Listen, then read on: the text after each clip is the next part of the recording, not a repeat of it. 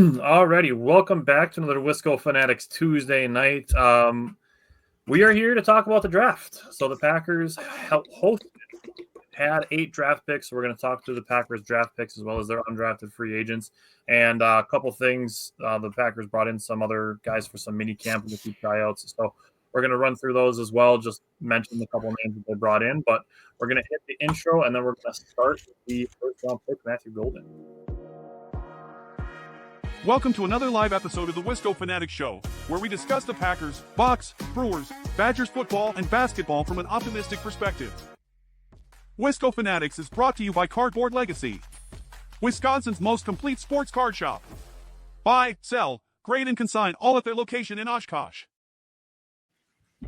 Alrighty, so all 4 of us at some point were in attendance for the draft. Jake, Simon, and Bryant were there all 3 days. I was there just on Friday, and it was really cool to see. Honestly, it was a little bit unrecognizable how they had everything dressed up around Lambeau, and they had all the roads closed and stuff like that. It was really interesting to see. It was really cool, and I think it's funny how Lions fans are really trying to convince themselves that their draft was better in any way, shape, or form that they can. Like when the numbers came out that the Green Bay draft was doing well, then it's, oh, well, there's nothing to do. It's like, no, this is the thing to do.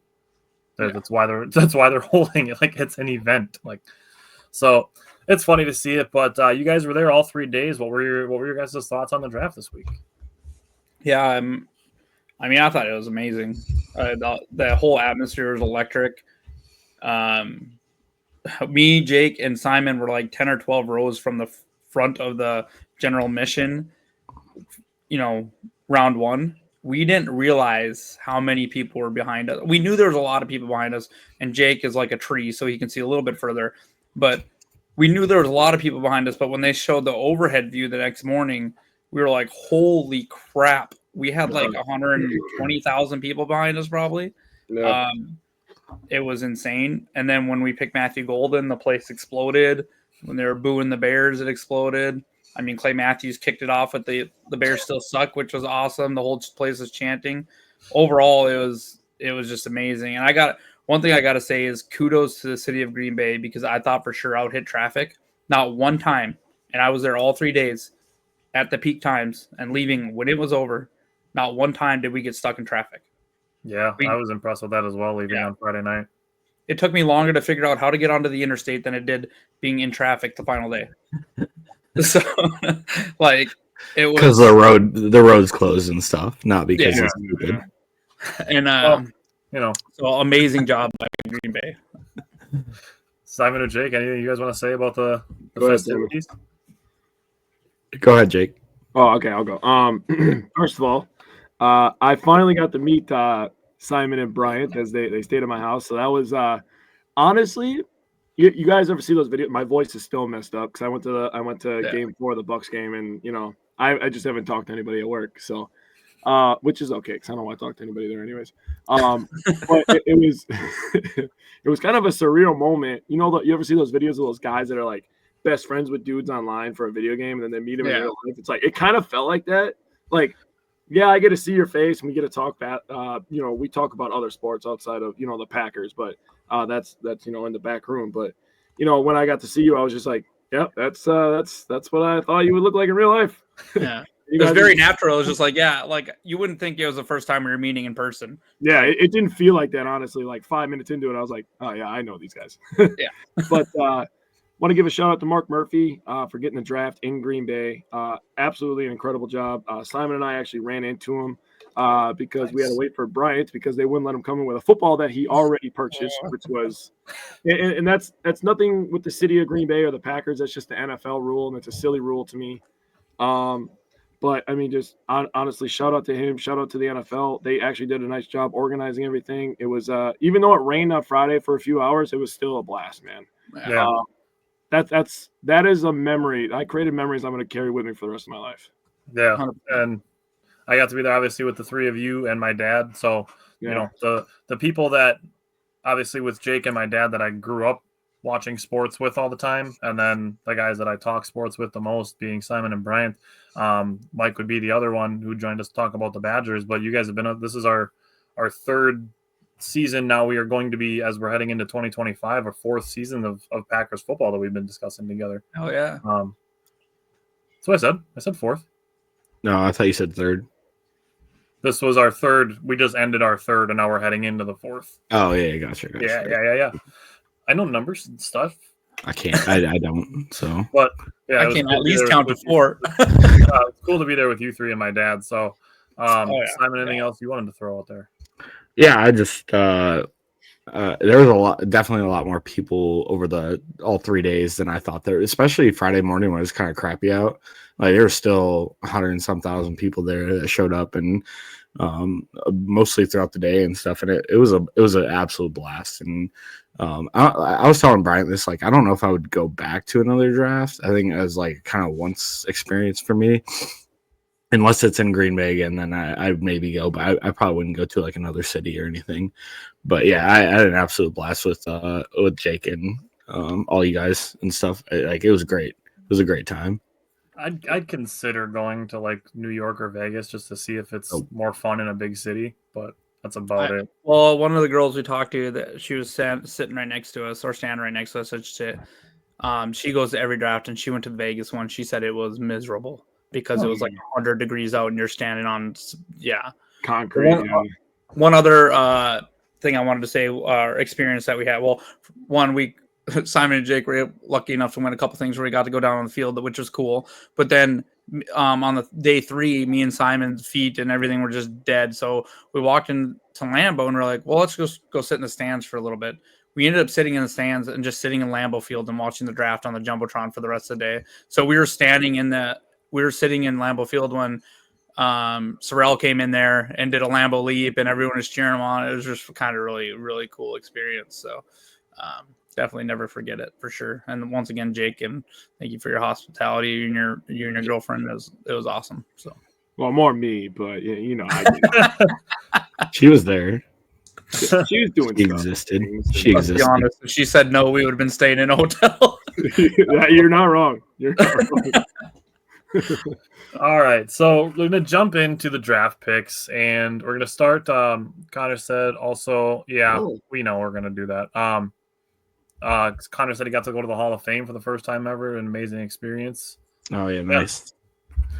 The Hall of Fame's dope. Yeah. We're going to start with Matthew Golden. We're just going to go in order.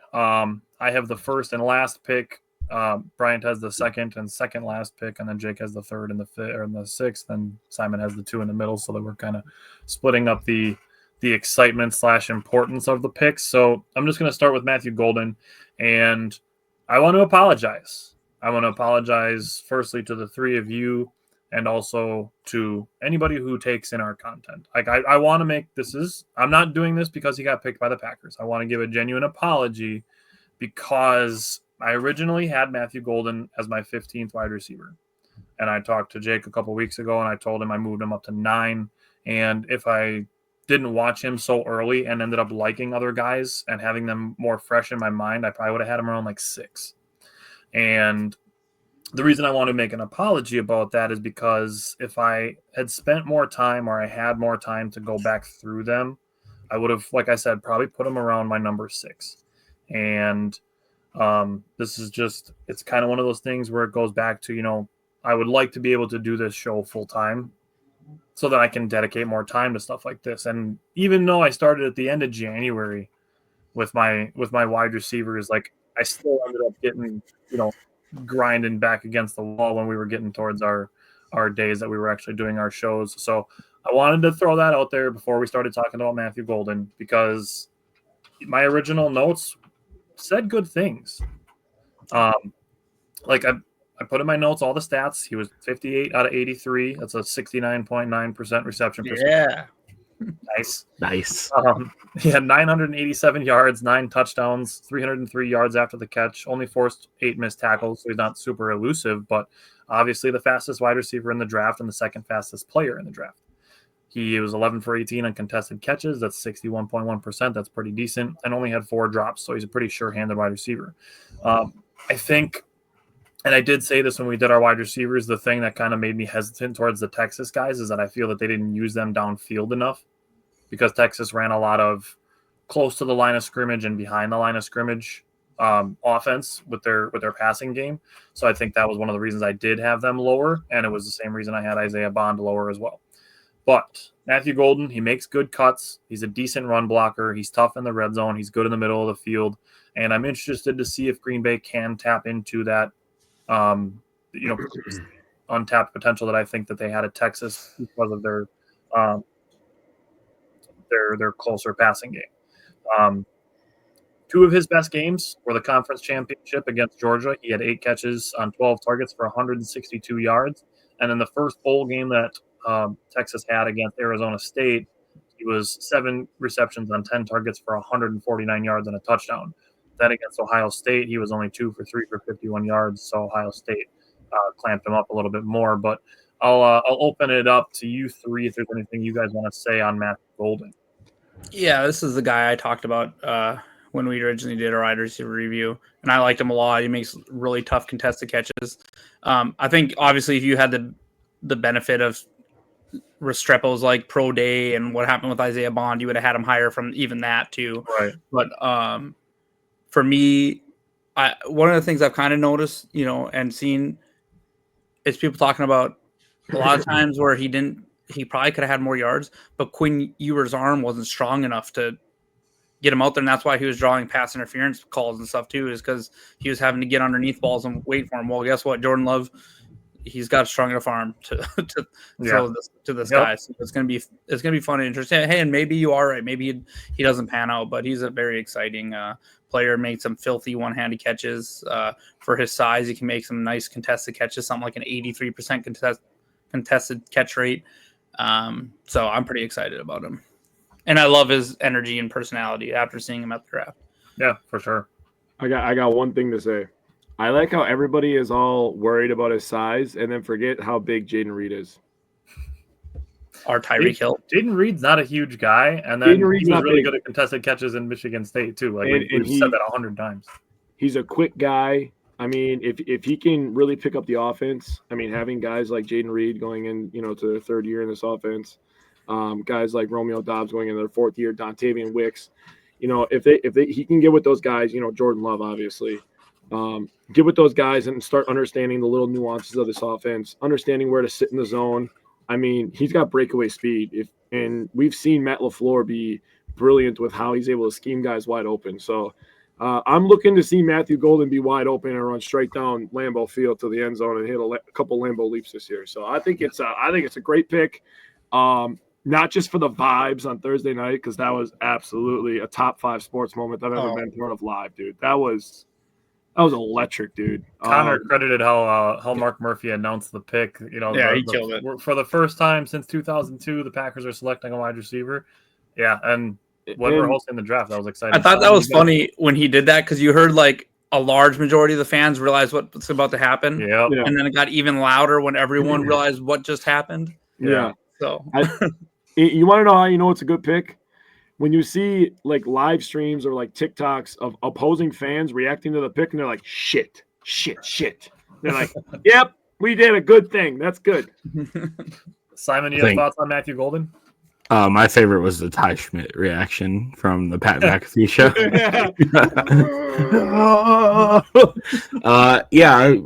Not too much to add.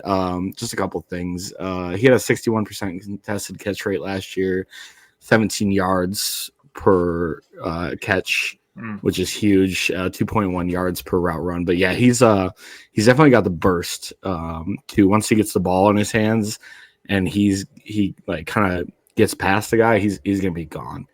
I really like the pick. He was my third rated wide receiver going into the draft. I think not to get too much into the draft stuff, but I think the Packers missed like on the edge, like a bunch of edge dudes went before, and then a bunch of cornerbacks went. So like they just pivoted, and that's why you saw like the Matthew Golden pick and the Savion Williams pick. Yeah.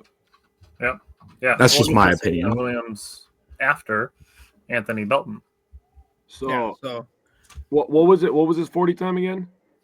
429. 429. What's the date today? Yeah. All All right, so I'll talk about Anthony Belton here. Just a mammoth of a man. 6'6", 335 pounds, just shy of 34-inch arms. So he's got the size for sure. Big, powerful mauler. One thing I'm gonna call this dude IHOP because he wants to pancake everyone, dude. Like he wants to push them into the ground. Like so that's gonna be my nickname for him because he wants to kill people. Like, and I get he was doing it at the Senior Bowl and he does it in games and he wants to put your ass on the ground. He'll knock the rushers off track and open bigger holes for the running game. A lot of times when we were talking about bigger like people this draft prep, we were always saying, well, they're so tall they stay high in their pads. Not Anthony Belton. He gets low. He has a low pad level, so that's pretty good. So he isn't great. The one thing about him is what I think they're going to do with him is, yes, he was a tackle, but I honestly think he's going to compete for Sean Ryan's job because one thing he doesn't do all that well is recover and move in like open spaces as well, where do you not have to do that as much as a guard. Yeah, he'll struggle on second level blocks and stuff like that, but if you can put him in the interior where he's just mauling people and knocking them over and he's not having to move as much, I think that's going to be a very good spot for him. Almost like what the Eagles did with Mekhi Becton this last year, like 6'7" guard just wrecking people, right? So that's kind of the sense I get with him. He just needs to work on hand and feet movement, but I think he can probably push for the starting guard job this year. And if not, it'll be nice to have him because I don't know that we're going to pay. Everything is pointing towards us not paying Sean Ryan and Rasheed Walker next year and just getting the comp picks. So I think Belton's going to have every chance to take that position from Sean Ryan. And if he pans out and have him opposite of Banks, that's going to be a huge guard group. That's just going to – and then you have Jenkins in the middle. They're going to wreck some people. Yeah. They're going to be massive up front. Yeah. If he also, takes last thing I want to say – the right guard spot. Huge. Yeah, they're going to be huge. They're going to be huge up front. And that's big for the NFC North. Last thing I want to say is everyone's like, oh, consensus, he was a third-round pick or blah, blah, blah, blah. Well, guess what? We had to take him in the second because he probably wasn't going to be there for us in the third because a lot of tackles and everything went off the board and Belton, there was like a cliff a little bit where tackles and everything fell off. Belton would be the first person to be hit, like, in my opinion, after that cliff. So, yeah, he's not the top tier, but he's the one – yeah, he's like the 1A in the second tier, in my opinion. Let me give you my exact number on that. So we did 10 tackles. Anthony Belton was my number 11 tackle. Yeah. So out of those 10 that I had ranked before Anthony Belton, 9 out of 10 were selected before him. Yep. So the only one that wasn't was Wyatt Millam, and he was selected in the third round. Yeah. So who I liked a lot, but we're talking one guy. Yeah. So everyone that's like, well, why would they pick? He was a third-round grade. Well, guess what? NFL doesn't care about that. You say third-round grade, that means they're going to probably have to take him in the second because we're in the back end of the third round. So we're hoping he falls to us. I mean, the example that you can give you is on watching the best available and how the number 20 best available pick per NFL.com ended up as a fifth-round pick. Yeah. Like, that shit means nothing to the NFL. They all have their own ways of evaluating that we will never know unless we end up working in that room. If he turns out to be a solid starter in the guard position, that second-round pick is a home run. Agreed. Yeah. And, history tells us that we should probably just trust the Packers second-round picks. That's all I'm going to say about that. Yeah. That's valid. So mentioned where I already had him. The thing is even if he doesn't start this year, he can even be your swing, your extra, your offensive lineman that you plug in to any spot but center if somebody gets hurt. Yeah. Look what happened in the playoffs when we lost offensive linemen. Exactly. Gutekunst and LaFleur both talked about it, that he can play both guard and both tackle positions, and we know that the Packers love their versatile guys. Darian said I thought we'd get a D tackle earlier in the draft, but whoever we wanted wasn't there as other teams reached for the D lineman they got. That's exactly it. A bunch of them. I did not expect Kenneth Grant and Derek Harmon to go both in front of us. Yeah, same. And Walter Nolan. Yeah. Yeah, they all went super early. Justin said, can he pull if necessary? He would be scary coming down the line. He needs to improve on that. He's not quite as nimble. But he's not overly athletic because he is just such a gigantic human. It would be funny to see but he might him. miss the block in space. Yeah. The other thing that I noticed was that he's good at picking up passed off blocks. And as far as the second level goes, like that's not his strength. His strength is going to be to open up holes, not to lead block. Yeah. And that's all you need for Josh Jacobs. Yeah, I agree with Bryant. I think he does fit better at right guard. Just imagine we're running a dive play with Josh Jacobs, who already wants to run through your face. And you have a freaking 340-pound dude who's already pre-ripping your face off. So, I mean, that's just terrible for you. The other thing that I had written down about him, he allowed just a 2.7% pressure rate, so that's super low. Jake or Simon, do you guys have anything you guys want to say on Anthony Belton? No. Not really. I think you guys hit everything that I pretty much had. All right. Scott said A for the Packers draft. That's another thing, too. You don't have to get super caught up in people's grades. Scott, I'm glad you liked it. I do it more on like if I liked it or not like I'm going to lock them in as a B+, because you can find tons of examples of previous drafts where drafts that ended up being great were given Fs on draft day. Like, Yep. Take it for the information, not for what people are going to grade it as. Yeah, and for a lot of the guys that I had like notes on, it's more like how they can fit in with what the Packers' vision is, not necessarily if they're going to work out or not. Because who knows? We don't know. We won't know for like 3 years. Yep. Obviously, unless somebody explodes before then, but that's going to be more like skill position guys. I'm for it. Yeah. All right, let's go to Savion Williams. Yeah, so I'm really excited to talk about a 6'4", 220-pound wide receiver. He does. I will say the one bad thing about him, he has a little bit of inconsistency with his hands. But outside of that, everything is just flashy and exciting, and it's amazing. So he started 38 games over the last 3 years for the Horned Frogs. He caught 130 passes for 1,576 yards, 14 touchdowns. He had 322 rush yards and 6 touchdowns on the ground this last year. And Brian Gutekunst said he fits Matt's offense to a T. And I 100% agree with that.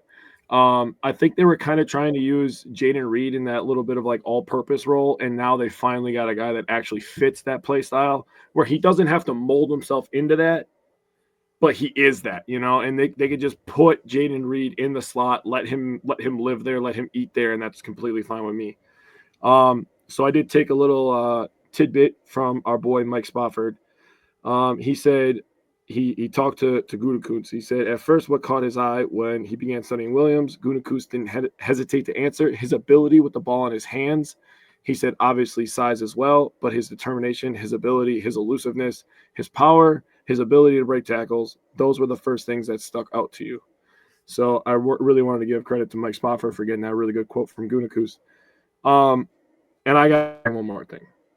This kid is coming in with a level of maturity that is unmatched by a lot of young 20-some-year-old Americans. Doesn't matter if you're a football player. In 2022, his mom was having what TCU called a major life event. So he was dealing with problems with his mom. And then the following year, him and his wife or his girlfriend, I don't want to be disrespectful, I don't know if he's married or not, had a baby. She was born premature. She needed to get abdominal and heart surgery. So, I mean, honestly, I just like put myself in that situation. As a girl dad, I don't know how I'd be able to handle that. And I'm 10 years older than Savion Williams. But the mental space you have to put yourself through to get through something like that is incredibly tough. I'm really happy that she's a healthy baby girl right now. So I will be taking absolutely zero, and I mean this with every fiber of my body. I will be taking zero shit talk on Savion Williams if he drops a fucking pass on third down. He has way more important things going on in his life. Yeah. You can miss me with that bullshit. So, handful of questions. Scott asked, do we think Golden will be wide receiver 1? Maybe not day 1, but he's got the most draft capital invested in him. Yep. Andrew said he has Deebo Samuels-esque versatility. That's going to be the biggest comparison for him because of the size and his play style. Yeah, what I said when we drafted him was that he's Deebo but bigger, or he has Deebo type abilities, but he's bigger. I'm not calling him Deebo Samuel, but I talked about him a little bit when we did our thing. But yeah, if you were going to say to somebody, like, how would you explain Savion Williams to somebody? You would say he plays like Deebo. So he's this is an absolute chess piece for Matt LaFleur. This is Matt LaFleur saying, I want a Deebo Samuel. Remember last year when I was screaming on here, I'm sick of watching Jaden Reed run circles in the backfield when he should be running downfield? This is what we got him for. So that Jaden Reed can come out of the slot, Matthew Golden's out wide, and Savion Williams is the one running around circles and being eye-catching because they watched tape from last week when he took an end around for 30 yards, you know what I mean, or something like that. So, yeah, just a super versatile piece. Did you guys see that they had a throwing competition in TCU? Yep. Did you guys see this stat? No, I didn't see that. Savion Williams out through everyone, including the quarterbacks. He can throw the football 80 yards in the air. 80 yards. He might be our Hail Mary person from our own 40. He is throwing at least 2 passes this year. He's throwing at least 2 passes. So didn't he have wasn't he like 3 for 3 or some crap last year for like 100 yards and a touchdown? He threw 1 touchdown to Jack Betch. I know that for sure. Yeah. Hold on. I looked it up earlier. Williams is a possible fill-in for Christian Watson, and he heals up. The replacement for Christian Watson is Matthew Golden. Yeah, 3 for 3. Oh, sorry, 22 yards and a touchdown. I mean, you still. So Savion Williams is not Christian Watson. No, he's not meant to be Christian. Matthew Watson. Golden is the take the top off the defense. I'll tell you. Imagine Savion Williams as the Wildcat quarterback with an option to Josh Jacobs and Jaden Reed next to him for a pitch. You know what I had a vision of? It's not going to happen, but I had like a little vision while I was sitting at work thinking about these draft picks today. I was like, how sick would it be to open the season with a throw out to Savion, who then bombs it down the field to Matthew Golden. Dude, if we play the Vikings week 1 and we pull some shit like that, I love Justin's comment, man. I love it. So Savion is going to be running a lot of end rounds. They're just going to get the ball in his hands. So, yes, he is kind of a Cobb-like player.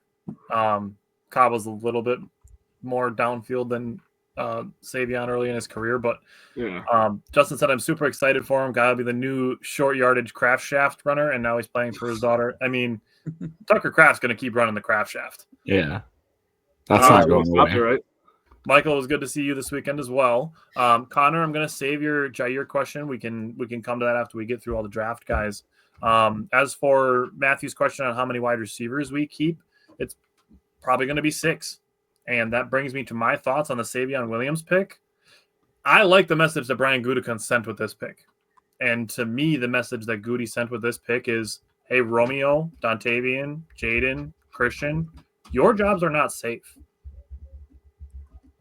Just because we were young and people were excited about what the potential of this room could be does not mean that your jobs are safe. We will not be afraid to invest in a space that did not perform to expectations last year. Dude, that's to me what the Golden and Savion Williams pick said. Dude, we got to give our boy a lot of credit. He said that what's the one position that produces the most players in the draft, and it's wide receiver. Spofford said that when he was on with us before we started all our draft prep. But it was like he hit the nail on the head with that. Yeah, and the thing is, and the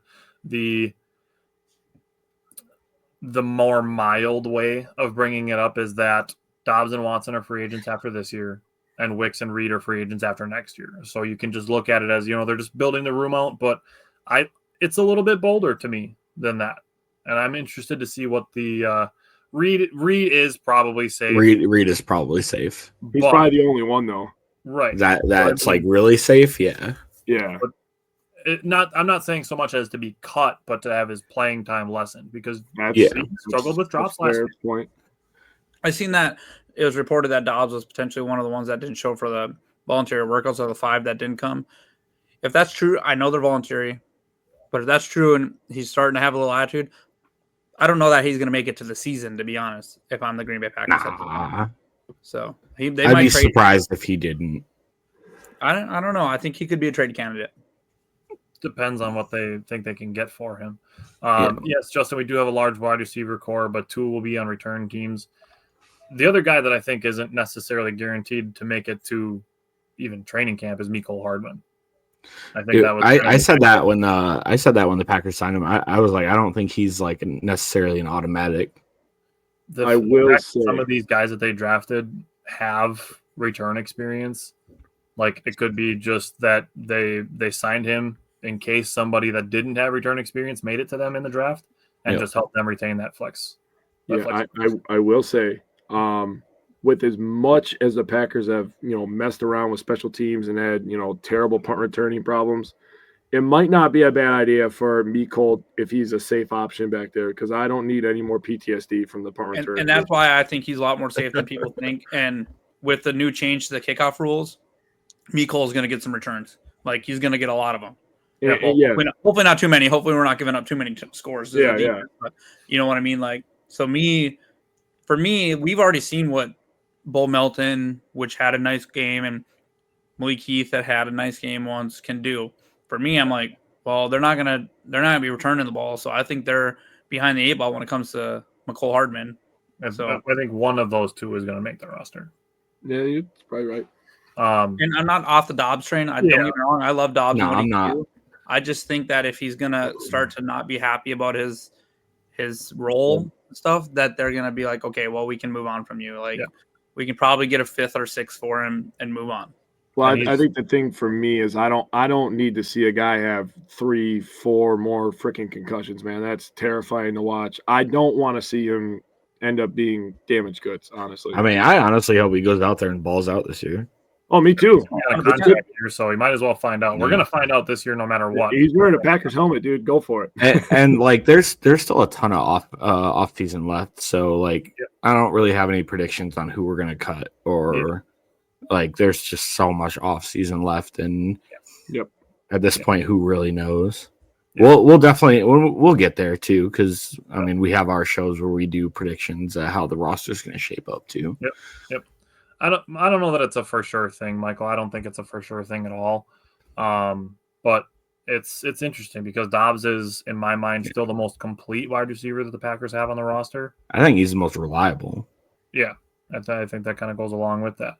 The thing, now that we're getting back to Savion Williams, is he had 611 yards receiving, which isn't crazy, and 6 touchdowns. But he forced 18 missed tackles, and 411 of his yards were after contact, or after the catch, sorry.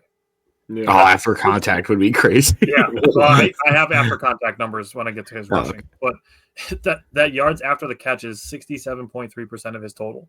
His elusiveness rating as a rusher is 151.9, which is absurd.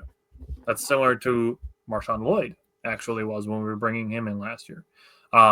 Savion Williams' rushing numbers, PFF credit him for 51 rushes for 322 yards and 6 more touchdowns. So he had 12 total touchdowns last year, and in his 322 rushing yards, he averaged 6.3 yards per rush, and 215 of his 322 yards were after contact. That's 66.8% of his total.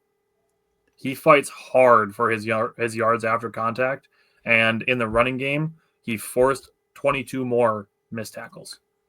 So between rushing and receiving, in his 111 touches, he forced 40 missed tackles, and about 2/3 of his yards came after the catch or after contact. So very, very interested to see how they use Savion Williams. Not the best run blocker, but again, with wide receivers, Savion Williams was my number 12 wide receiver. 3 wide receivers that I had ranked behind him went before him. So, again, with as far as the draft stuff goes, the fact that Savion Williams was available in the 3rd round is part of what made him the pick. But very interested to see how they use him and what the Packers offense in general looks like. So we can go to possibly our favorite pick of the day on Saturday and talk about Barron Sorrell, Simon. Yeah, we kind of talked about it a little bit, but this was a really cool story because when the Packers picked him, they didn't even know he was in the green room, but he decided to stay all 3 days. He said he's like a huge fan of the NFL growing up and stuff, so he wanted to be there and stuff, and he almost considered going home, but he decided to stay, which is well rewarded. Like Bryant said, we were sitting in the stadium, and we were like, oh, no way, he's like just sitting there. And he comes out, and obviously the Packers fans give him a lot of love. And then he comes out to Lambeau Field and walks around the field, and like everyone's like, "Oh shit, it's Barron Sorrell!" Like and then he does a Lambeau leap and he played to the fans and stuff. it was just a super cool experience for him. But he's edge player out of Texas, 6'3", 256, had a 9.25 RAS. Last year he had 42 total tackles, 9 sacks, 49 total pressures, and a 13% win rate. He's just like, he has a high motor dude, plays with good leverage, has a good quick initial punch, can knock blockers off balance. I think like really the only knock maybe against, if he had longer arms and was maybe a little slightly taller, I think he would have went higher. He has a little bit shorter arms, which Green Bay. So like this was my whole thing with like Green. This is a very weird draft for Green Bay as far as their tendencies go. Especially going back to like Anthony Belton, like they don't take tackles that are 330 pounds. They're in like the 310-ish range, very high athletic profile guys. So this was very weird. And Brian Gutekunst kind of shrugged it off, but like I really think they're trying to play towards those bigger guys, kind of like Philly is on their offensive line, because their dudes are just mass. I think they have the heaviest offensive line in the NFL, and all those guys are absolute movers too, and just very strong dudes. I think they kind of went away with their tendencies towards edge, and I'll talk about it here with Colin Oliver as well. But he's very good on the backside of runs, and he's good creates good chase down angles. I think he could come in early and be part of the pass rush rotation that we got going on with Gary Van Ness and whoever else we decide to keep in that room, because it's very crowded as well, especially on the back end. Like, I don't know what we're going to do with, Anik Bari and some of the bottom guys. Their names are escaping me at the moment. Cox and Mosby. Yeah, Mosby, yeah, and Cox as well. I don't know what your guys' thoughts are on it, but it was just a really cool part of the draft for everyone that got to watch him being picked. I think he's got some versatility. The Packers said that they're going to use him probably more as a D end, but I think he's got the ability to line up inside a little bit. He's probably going to need to put a little bit of weight on if they want to use him as like a legit D tackle at any point. But in those 2 down lineman sets, I think he could be a guy in there. With that, I think he's actually got some decent speed. I wouldn't call him like fast, but he's got decent speed, and I like his play recognition, whether it be versus the pass or like an RPO situation or versus the run. But, Sorrell has a great story. It was very exciting. And Jake, I know you brought something up when we were talking to Cardboard Legacy at their event on Sunday, when you were talking to Riley. I don't know. I just got my favorite thing. I got caught up in words there. Sorry.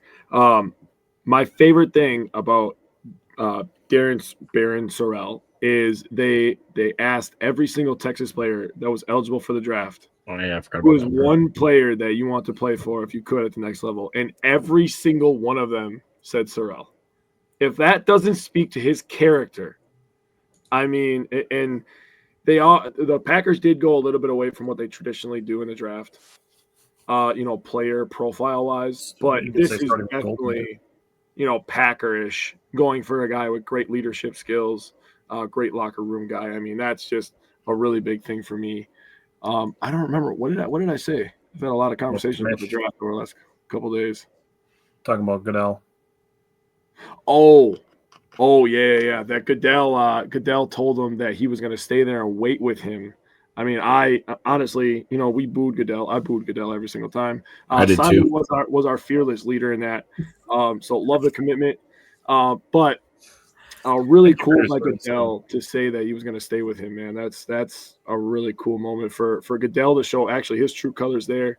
And for Sorrell to accept that, go out there. He had his moment, his Lambeau moment, even before training camp started. So awesome for him. Dude, seeing him like almost in tears as Goodell was hugging him, the fact that Goodell stuck around and told him that he would announce him if he got drafted. Yeah, that's really cool. Brian, do you have any thoughts on Barron Sorrell? Yeah, real quick on his measurements. Like people, because I was thinking about this earlier, so I looked it up, and people are always all worried about measurements. Let me share some measurements with you from a previous guy that we had and Darren Sorrell, and then I'll let you guys guess who the previous guy is. Okay, Kenny Clark. So the previous guy was 6'3". Barron Sorrell is 6'3". Previous guy 32 and a quarter inch arms. Barron Sorrell exact same 32 and a quarter inch arm. Previous guy, 240 pounds. Baron Terrell, 256 pounds. The previous guy, 46740. Baron Terrell, 46840. Previous guy, 23 bench reps. Baron Terrell, 28. Who do you think I'm talking about? Zadarius. No, Zadarius is like 6'4", 6'4", Is it Rashawn 250. Gary? Oh, I thought he was smaller. Gary's I have no idea. 250. No. Gary's almost 260, 270. Yeah, dude, Gary's bigger. He's a way bigger. Yeah, I have no idea. Fuck. I don't know. It's Clay Matthews. Oh. Those are Clay Matthews measurements. Baron Terrell is almost Look at identical. Justin had Good it. job, Grandpa. I'm proud of you, Grandpa. Hey. But what I'm saying Good is, job, Grandpa. and Clay Matthews last season in college, 4.5 sacks. Baron Terrell in the SEC, 6 sacks. Like, so people want to talk about the measurements. I mean, it's pretty close, and even their split times are all within like a 10th or 15th of each other. So it's very similar measurements. So like, I'm not saying he'll be Clay Matthews, but I'm saying a lot of people will. If he's a good football player, he's a good football player, right? Yeah, that makes sense. All right, let's move on to Colin Oliver. So, oh man, I forgot I was gonna say something. Just a funny story from like the draft. After like day 1 and 2, Bryant like lost his voice. Like he could barely speak, and from all like the booing and stuff and yelling in the crowd, and from day 1 and 2, and my voice was still good to go. And dude, I went to like a bunch of hockey games this season, and I was super loud and booing, so I got a lot of practice. It was those throat muscles. Yeah, you know it. All right, so Colin Oliver. So like I said, speaking of like going off tendencies and stuff, this was kind of an unusual pick as far as like his size. But I when I was talking to Brian after I looked him up a little bit, because I didn't know anything about this guy, to be honest with you. So he's 6'2", 240, coming out of Oklahoma State. He had a 7.74 RAS at linebacker. So during the 2023 season, he split time between his edge play and defensive end / edge, whatever you want to call it. So last year he missed all but 2 games with a foot injury, but in those 2 games he had 2 sacks and 14 total pressures on 46 pass rush snaps. And then the year prior, like I said, he split time at off-ball linebacker a little bit too. He had 415 pass rush snaps, 7 sacks, and 41 total pressures. And like I said, he split time. I think when I was talking to Brian initially about him, I was like, man, this could be like kind of a Jeff Hafley chess piece. We finally got like a speed rusher guy that we don't necessarily have on our roster, that we haven't seen in I don't know how many years. I can't remember the last time we had like a good speed rusher on the outside. Most of our guys are like speed to power, bull rushers, collapse the pocket dudes. But I think just off the rip, I think he could be included in like the linebacker pass rush opportunities, kind of like Edge Cooper and Quay Walker had early on. I think the Packers said they're going to start him out at defensive end. And then so he'll be like a rotational specialized pass rush opportunities. But as his career goes on, if he stays in Green Bay, I think they could get him up to speed in kind of like an off-ball linebacker spot as well. And then I think he could help contribute in special teams right away. The Packers did say that they're going to have him in the edge room. Yep. To start off, they're going to put him in the yep. edge room. If you go and watch a couple of his sacks in college, he has some nasty bend and dip around the corner with that speed. Like there's one where you see the offensive lineman about to put his hands on him, and you see this dude just dip right around him and smoke the quarterback. Like he's definitely got the speed and the dip that he's going to be fun to watch on 3rd and longs for sure. Justin asked, besides the foot injury, did he have any other significant injury issues? I don't see anything else think so. in his. He played 15 games in 2022, and 2023 he played 11. Also in 2023, Simon brought up his pressures. He had a 14.5% pressure rate. That's pretty good as an edge, and had 15.5 tackles for loss. That's a good. That's a big number. And then it adds some versatility to that as well. David said, does all the pass rushers say anything to you guys about LVN? No. I mean, he's not. He's probably going to be on the roster. I would be very surprised if you Goody didn't. said that they like where he's developing. Yeah. So, and we saw LVN's different. flashes from him last season. He's also a different body type than the two people we drafted. Right. And the thing with pass rushers is, like, the more you can rotate fresh bodies in that can all perform, the more pressure you can put on your opposing. The person that I think should be the most worried, who I think does hold some trade value, is Kingsley Enagbare. Kingsley Enagbare. Yeah. Yep, I agree. Who is also a free agent at the end of the season, I believe. Yeah. Real quick, because I forgot, Baron Terrell had like 53 or 54 pressures last year too. So that's a pretty good 49. Was it 49? 49. I have it written down right Still, that's Still. Yeah, only 49. I had him at. He's a bum now. I was off by 4. I don't know why I heard that. Yeah. I heard 53 somewhere. So I mean, it could just be where you look too. Like everyone kind of measures pressure. pressures are hard to. Yeah. Yeah, and it's all subjective, especially when you get into PFF. Yeah, and there's nothing wrong with having depth at pass rusher. You can never get to the packs. You can never get to the quarterback too quickly. 100%. Darian said, I feel Brenton Cox might be a starter following up on what he did last season. I don't know if I'm ready to go that far. Yeah. I mean, He'll get an opportunity. He'll get an opportunity to be on the roster. I think. I don't think his roster spot is not a starter. I don't think it's solidified. I think if you force Green Bay to pick, though, right now between Brenton Cox and Kingsley Enagbare, they would pick Brenton Cox. I feel like they've seen what they've seen in Enagbare. Not saying that he can't be a good player, but I think he can.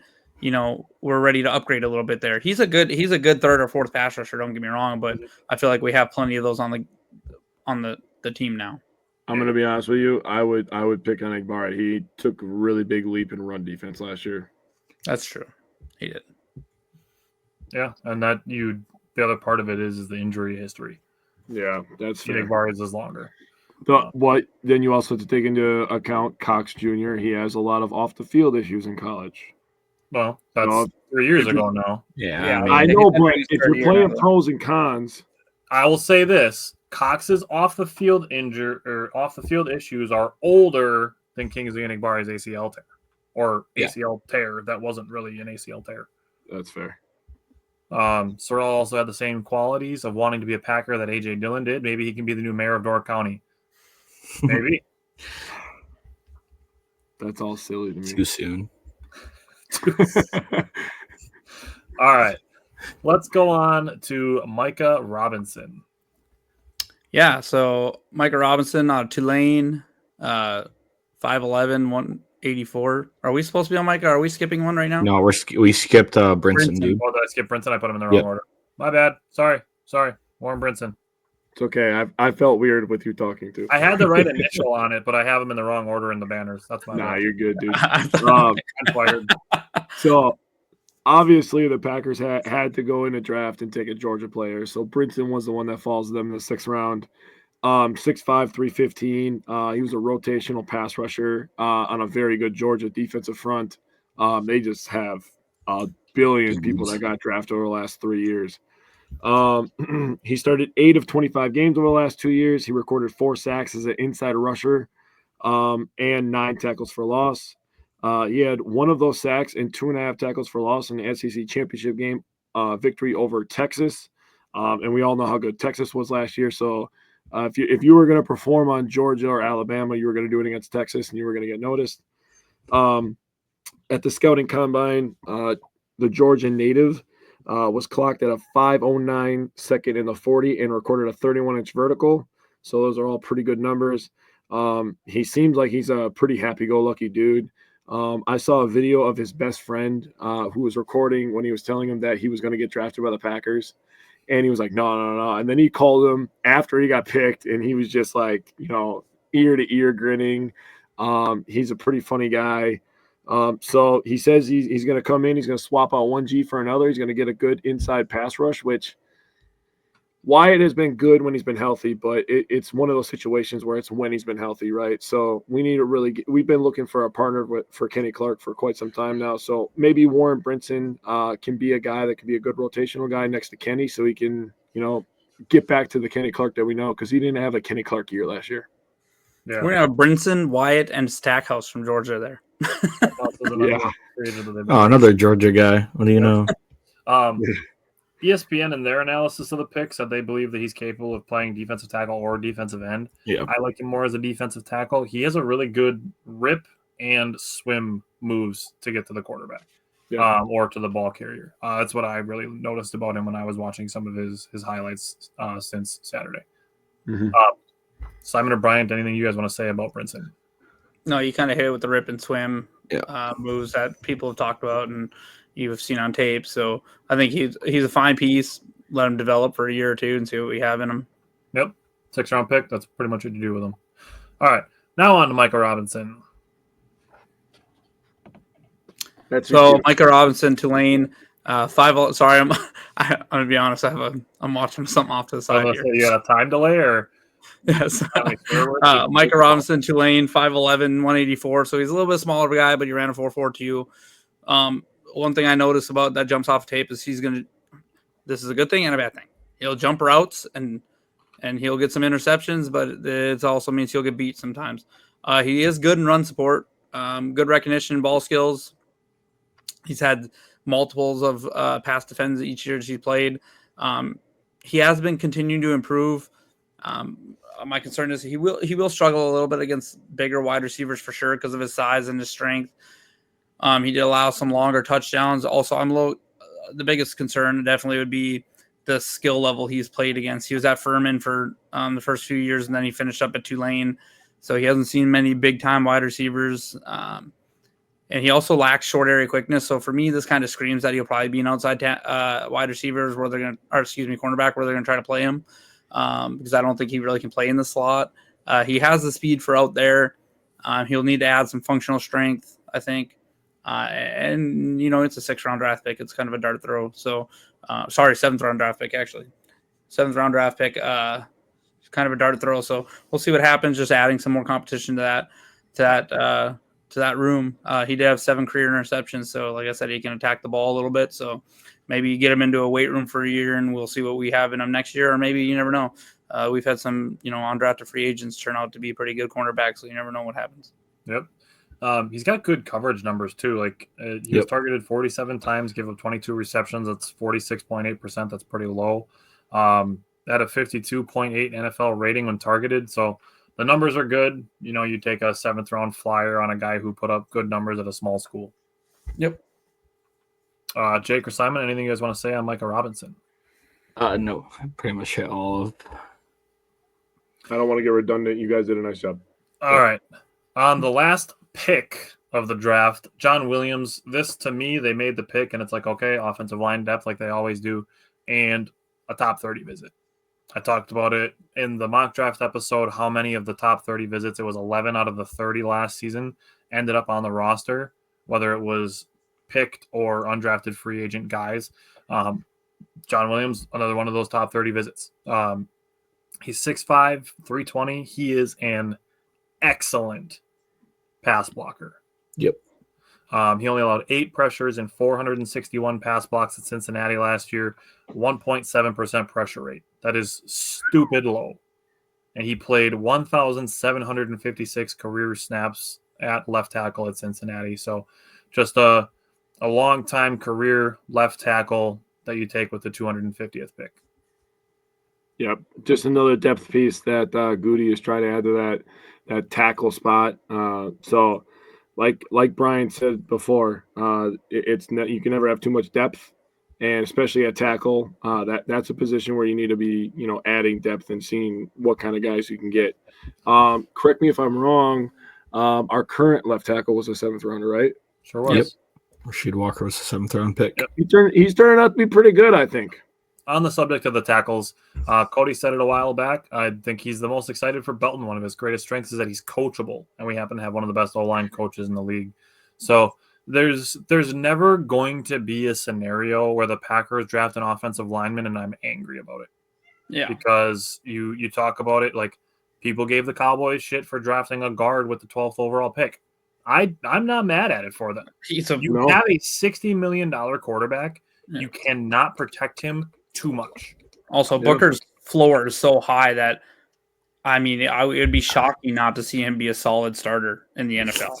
Also, they have to replace Zach Martin. Yep. So I mean, Zach Martin. You're never going to be in a situation where people think you're dumb for trying to protect your quarterback better. Just like the Vikings, you might say, oh, that wasn't a very sexy pick, but okay, well, what have they struggled with the last few years? Offensive line, so they wouldn't got a guard that's going to play for them. Yeah, Like, Donovan that's Jackson smart. pick. Okay. So, undrafted free agents. On the offensive side of the ball, we have 2 running backs. Amar Johnson from South Dakota State. He had 14 touchdowns last year, 1,236 yards, 729 of them came after contact, and 49 missed tackles forced. LOL. So, there's that. Jalen White is the other one from Georgia Southern. He had 13 touchdowns last year, and 527 of his 740 yards came after contact. So, a couple big yard after contact guys that put up massive touchdown seasons. They also brought in wide receiver Julian Fleming from Penn State, who was previously at Ohio State, who had a pretty good 2022 season. Just a camp body there, in my opinion. 3 offensive linemen, Tyler Cooper from Minnesota. That's one I think is probably one of the better UDFAs that'll have a chance to make the roster. Yep. Then they brought in Brant Banks from Rice, who is a good all-around blocker, but is also 6'7", 318 pounds. And then they brought in J.J. Lippy from Northern Illinois. I don't even know if that's how you say it, but that's how it looks. He's a good pass blocker, but I did not look up a pronunciation for his name. But it's Lippe, so I'm going to say Lippy. Going to the defensive side of the ball, the Packers brought in Jonathan Baldwin, a safety from UNLV, who had 5 sacks in 2024. Also a 77.3 NFL rating in coverage and 27 run stops. So a very versatile potential safety there. They brought in 2 cornerbacks. Kazir Brown from Florida Atlantic. He was 20 of 49 in coverage. That's 40.8%. That's very low. Did give up 5 touchdowns, but had 2 interceptions, 8 pass breakups, and an 82.4 NFL rating when targeted. And then Tyron Herring from Delaware, the known football school for pumping out cornerbacks, Delaware, was 21 of 34 in coverage at 61.8%. Had a 72-point NFL rating when targeted. Nothing really jumps off the page there. They brought in a linebacker. You got to talk about Brown's size, though. Did you talk about that? Kazir Brown? Yeah. Yeah. I did not. Have you seen him? He's like 6'1", 223, and he played outside corner. He's like the whole time. He's freaking yoked. He's absolutely like the DK Metcalf of cornerbacks, man. He's just jacked. They brought in a linebacker, Jamon Dumas-Johnson, a guy that I thought was going to get drafted for sure. Played at Kentucky last year, had 3 years at Georgia before that. He's a guy that I think has a decent shot to make the roster as well. And then we previously mentioned defensive tackle Nazir Stackhouse, Warren Brinson's running mate at Georgia, another defensive tackle. They also invited 4 players that I found to rookie minicamp, one being Tyler Elgersma, the quarterback from Laurier in Ontario, Connor Slay, a linebacker from Wyoming, Luke Gunderson, a linebacker from Northern State, which I don't even know where that is because that's such a super generic name for a college to be Northern. It's in the north, dude. It's in a Northern State. It's in a Northern State. It might not even be. It might not It's in North Carolina, bro. Dude, yeah, what if it was in like fucking Florida or some shit? Dude, and it could be, it could just be in the northern part of a state. Sure. Yeah. Not even in a northern state. And then the last guy, a very interesting guy that they brought in from Montana State, a punter / kicker, Brendan Hall. He's 6'9". We brought in a 6'9" punter / kicker from Montana State for rookie minicamp. Funny enough, Northern State is in South Dakota. No. So dumb. That's amazing. Now I hate it. Now I hate it so much. I love it. Dude, we need I to needed start it in college in North Alaska or something. I was waiting for it. Oh, that's so funny. Oh, I can't wait to go to tropical state here in Wisconsin. just the opposite. Well, you have Miami of Ohio. I mean, dude. At least it says Ohio, though. Yeah. All right. So the last couple things to talk about that aren't particularly related to the draft, but the first one being the Packers did officially sign Isaiah Simmons, something we talked about when they had him in for visits. Essentially, the Packers didn't draft very much linebacking help. You can count Colin Oliver if you really want to, but Other than that, it's Jamon Dumas Johnson. So they brought in Isaiah Simmons for depth. And, Jeff Hafley did a lot of good things with the defense last year, giving him a former top 10 pick. I don't have any issues with it at all. He's almost like a perfect Eric Wilson replacement because Isaiah Simmons has really cut out his role in special teams. He's been a special teams ace. So Yeah. I think there's a high chance he makes the team, to be honest. And it would be it would be kind of fun to watch Isaiah Simmons, Edgerrin Cooper, and Quay Walker. That's like athletic. That's crazy athleticism at that level. Like all three together, that's so much speed. They might not know what the hell they're doing, but they're going to be fast. His first year, they're going to the wrong spot real fast. Like he's okay in coverage. Like I wouldn't call him a good coverage linebacker, but he's average. So like, for a guy that you're bringing in just to see what you can get out of him, like, he's lined up kind of all over the field. So there's versatility there with him, which was one of the things that made him a top 10 pick was his potential versatility. But there's very little risk in bringing him in and a lot of potential reward. This is like Brian Gutekunst special. You bring in a first round pick who wasn't good and see if you can make something of him. Sammy Watkins and what was the dude, the O lineman from last Dillard? Yeah, it was a first round pick too. And you just see what happens. I don't blame him. Just try to put these like super athletic dudes into a good culture situation with good coaches. Like Hafley seems like he's a really good teacher and he's really good at scheming stuff. So imagine him scheming Isaiah Simmons running wide open to your freaking quarterback. I mean, your quarterback's going to shit his pants and then probably throw it in the air, and then Xavier McKinney's going to pick it off, and you're going to be pissed off on the sideline. So I mean, and then we'll be happy. Or he's just going to throw it into Isaiah Simmons' face mask, like. or if you're Caleb Williams, you're going to throw it at the back of somebody's head. Or out of bounds. Or backward. The last question, Connor posed the question, and it's one that's becoming increasingly interesting because we might end up kind of being right about it, which would be cool, is what to do with Jair Alexander. And I'm just going to say the same thing that I've been saying since day one, is if you can restructure him to get under $19 million as a cost this season, that I am all for bringing him back, because that $19 million number that I keep bringing up is his dead cap number if he's released. So if you can get him under that, you are paying him less to stay than you would to release him. And I don't care how many games he plays at that point, because if you release him and you're paying him $19 million and he goes and signs with the Vikings and plays for them, you are essentially paying him to play for another team. Yep. Yeah. So I would rather keep him at that point if you can get him under that number. Yeah, if he can, or if they can restructure to something where it's a lot of incentive based, but based on games played or something, with a high base of like 10 million, and then hey, Ja, you can earn your other 9 million by playing games. You $500,000 a game bonus, whatever, which sounds like stupid money for us type of people, but like whatever works. Peasants. Yeah, I wish I made $500,000. Dog, for real. Yeah, so well, I'm hoping they figure something out, because man, if he's on that defense and he's healthy, man, that defense takes another step, and like they're really, really good. Yeah, I would love to see him and Xavier McKinney have a full season together with development from Bullard and Williams, and now they brought in Nate Hobbs, and honestly, Keyshawn Nixon, he wants to be cornerback one. Oh yeah, that was another highlight moment. We got to meet Evan Williams, really down earth dude too. So Justin said, I really like Jair. I hate that he's been injury ridden. Hopefully we can keep work out something to keep him. Yeah, if you can make it make sense, I'm all for keeping him up.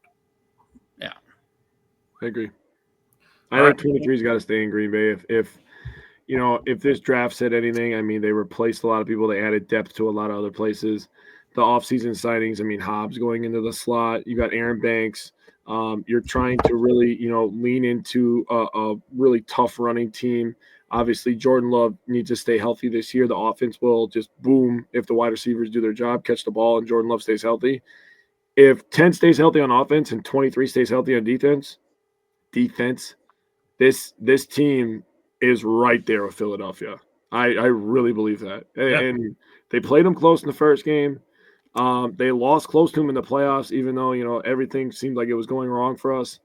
This team is right there with Philadelphia. I still think they match up well with Philly. They do. Okay.